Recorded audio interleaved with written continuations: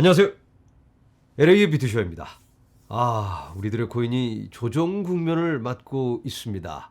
좀 달려주나 했는데 신고가 경신까지 했는데 일단 거기까지만 표시만 해놓고 돌아왔어요. 그래도 길을 열어놨으니까 처음이 힘든 거지 또 가서 다시 한번 거기를 넘어서는 건 그렇게 어려운 게 아니죠. 처음이 어렵다. 일단은 신고가 경신을 했다. 자, 지금 코인이 빠지고 있는 이유가 있겠죠. 몇 가지 이유가 있겠는데 먼저 첫 번째로는 트럼프. 트럼프가 자꾸 불안감을 조성하고 있습니다. 또 다른 이유가 있다면 그동안 너무 달려왔기 때문에 이제는 좀 쉬어가는 건강한 조정일 수 있겠다. 자, 자세한 내용 함께 살펴봅니다. 자, 먼저 비트코인 차트입니다. 지금 현재 가격 10만 3,600달러. 주봉으로 보고 있는데요. 보신 것처럼 초록 색깔 양봉이 하나, 둘, 셋, 넷, 다섯, 여섯, 일곱 7주 연속 상방으로만 달려왔습니다. 그럼 이렇게 잠깐 쉬어가는 게 정상적인 모습이라고 볼 수 있겠죠. 이렇게 쭉 길게 달려오고 나서는 쉬어가는 모습을 보여줍니다. 이렇게 쉬어가는 모습, 이렇게 길게 달려오면 또 쉬어가면서 힘을 비축했다가 그 다음 달려갑니다. 그래서 이번에도 어느 정도는 힘을 비축할 시간이 필요하지 않나. 자, 이제는 트럼프 관련 얘기를 좀 나눠보도록 하겠습니다. 트럼프 관련해서 트럼프 상호 관세가 위법이다. 이런 판결이 미국 국제법원에서 나왔습니다. 이 소식이 나오자마자 시장이 뜨겁게 반응했는데 그러자마자 트럼프가 찬물을 확 끼얹으면서 항소하겠다. 그리고 법원 판결도 일시 정지. 그래서 관세 조치가 계속 지금처럼 유지가 되게 되었는데요. 그 바람에 단기적으로 불확실성만 커지는 그런 혼란스러운 상황으로 연결되고 있습니다. 혹을 찌려다 붙여버렸다. 자, 그리고 트럼프가 오늘 미국 철강 관세를 50%로 2배 인상할 듯. 그리고 중국에 대한 기술 제재를 확대할 계획이다. 현재 미국의 제재를 받고 있는 중국 기업의 자회사를 겨냥한 것으로 중국 기업의 제재를 가해도 자회사가 알아서 뒤에서 돌려서 만들 거 다 만들고 하니까 그걸 제재하겠다. 자, 이렇게 미중 간의 갈등이 고조되면서 시장이 불안감을 느끼고 있습니다. 덩달아서 빠지고 있는 우리들의 코인. 자, 지금 코인이 하락하고 있는 폭이 미국 주식에 비해서 굉장히 큰데요. 이유를 함께 살펴보자면 청산에 청산을 거듭하고 있기 때문에 롱 스퀴즈가 나와서 밑으로 짜 내리고 있기 때문에 이렇게 큰 하락이 있는 걸로 보여집니다. 자, 이렇게 연쇄 청산이 이어지고 있습니다. 지금의 이 상황을 대변하고 있는 고래가 있는데요. 하이퍼 리퀴드의 트레이딩 고래다라고 알려진 제임스 윈이라는 사람입니다.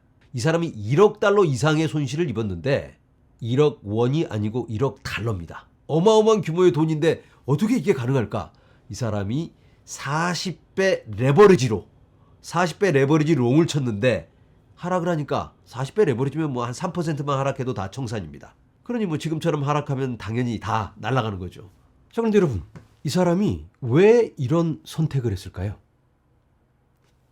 정신이 나간 사람이니까. 그렇죠. 정신 나간 사람이지. 어쩌면 돈이 너무 많아서 1억 달러쯤은 이 사람한테는 껌일까? 자, 그런데 이 사람이 원래 부자는 아니에요. 우리 같은 일반인입니다. 아무것도 없는 데서 맨손으로 시작해서 부를 일궈낸 자수성가한 사람이다. 이렇게 볼 수 있는데, 그런데 이 사람이 열심히 일을 해서 모은 게 아니고 거의 도박해서 사실 하는 것마다 다 실패를 한 사람이에요. 그런데 이 사람이 코인에 입문을 하게 됩니다. 그리고는 페페를 만납니다.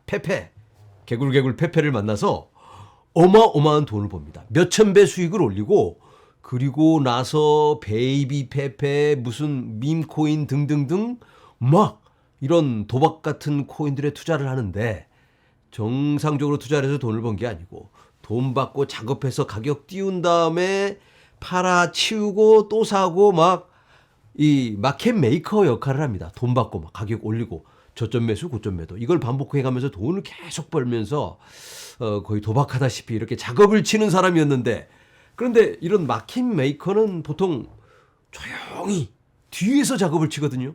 그런데 이 사람이 최근 개인 정보가 공개되면서 사람들에게 알려지기 시작합니다. 그러니까 이제 모두가 쳐다보고 추적을 하기 시작하죠. 그 사람이 제임스 윈이라는 사람인데 롱을 쳤네. 이 코인에 베이비 도지 아니 베이비 페페 페페에다 아직도 투자를 하고 비트코인의 롱을 10억 달러가 넘는 롱을 지난주에까지 들고 있었는데 얼마 전에 청산을 당했습니다.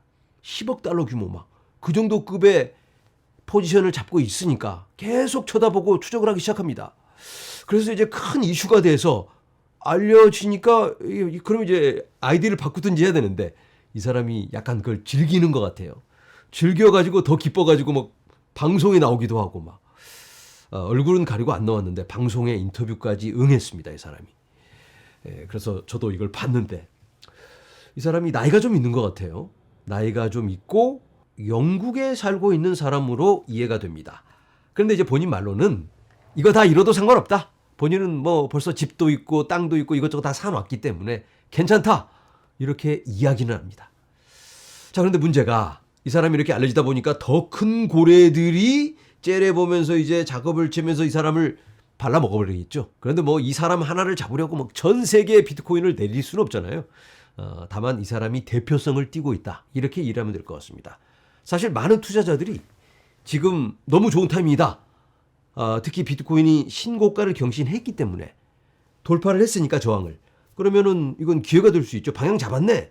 이걸 돌파 매매라고 하죠.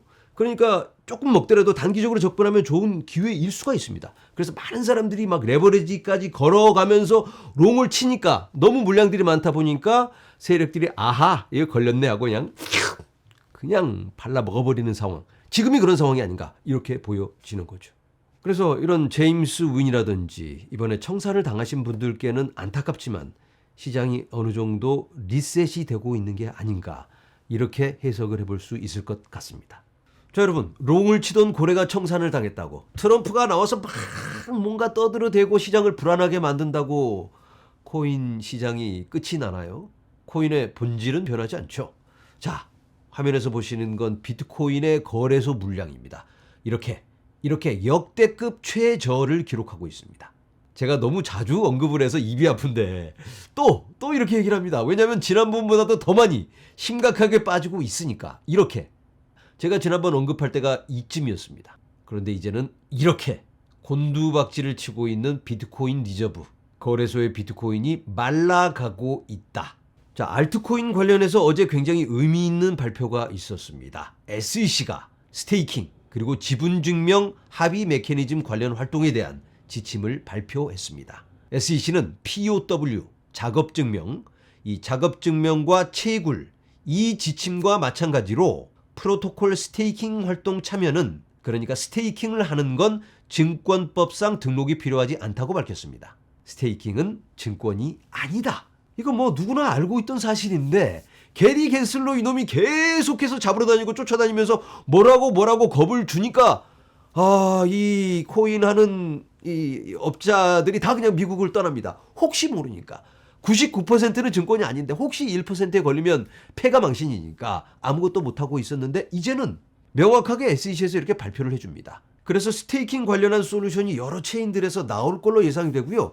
여러 스테이킹 관련 상품들도 새롭게 출시될 걸로 예상이 됩니다. 그리고 더 나아가서 스테이킹 서비스를 제공하고자 하는 ETF 제공 업체들에게 매우 중요한 사안입니다. 자, 아직까지 이더리움 ETF가 빛을 발하지 못하고 있는 이유가 바로 이 스테이킹이 없기 때문입니다. 이더리움 ETF 이거 가지고 있어봐야 추가적으로 얻어지는 혜택이 없으니까. 그럴 바에는 그냥 안전한 비트코인 가지고 있지 뭐하러 이더리움을 가지고 있나.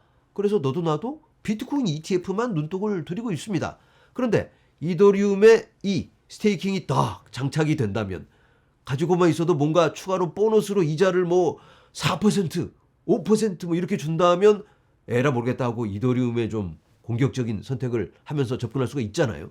그리고 또 지금 줄 서 있는 수많은 코인들이 있습니다. ETF 신청 대기하고 있는 그런 코인들에게도 새로운 희망이 생기고 있다. 자, 화면에 보이는 이 남자는 멕시코의 세 번째 부자 그루포스 살리나스. 이 사람은 비트코이너입니다. 그런데 이 사람이 오늘 이렇게 이야기를 합니다. 본인의 포트폴리오의 100% 비트코인을 담는 걸 고려 중이다. 그런데 진짜로 그렇게 할 것 같지는 않지만 그렇게까지 해볼 수도 있다. 다만 자기가 나이가 너무 많기 때문에 그래도 뭐 옛날 사람들이 좋아하는 골드도 좀 있어야 되지 않나. 그래서 비트코인을 80%만 딱 80%만 담고 있다고 합니다. 마음 같아서는 그냥 100%지만 혹시 모르니까 나이도 있고 하니까 자기는 좀 보수적으로 80%만 담고 있다. 이 사람은 동네 부자가 아니고 동네 이런 쪼무레기 부자가 아니고 멕시코의 세 번째 갑부입니다. 멕시코는 빈부의 격차가 매우 심합니다. 그래서 이 사람의 부의 그 규모는 가늠할 수 없을 정도의 큰 부를 가지고 있는 그런 사람인데 이 사람이 80%를 지금 비트코인에 담고 있는데 그중에 그러니까 뭐 우리가 추적이 안 되는 그런 여러 비트코인의 지갑의 소유주이겠죠. 마음 같아서는 100%까지도 하고 싶다. 이런 이야기를 하고 있습니다. 이유가 있겠죠. 자, 여러분. 기다림의 시간이 길어지고 있습니다. 우리들의 인내심의 한계를 시험하고 있죠. 자, 그런데 오래 기다린다고 무효가 되는 건 아니겠죠? 와닿는 문구가 있어서 함께 나눠봅니다.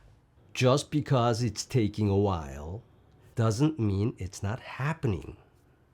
시간이 좀 걸린다고 해서 일이 진행되지 않고 있다는 뜻은 아니다. 시간이 좀 걸린다고 해서 일이 진행되지 않고 있다는 뜻은 아니다.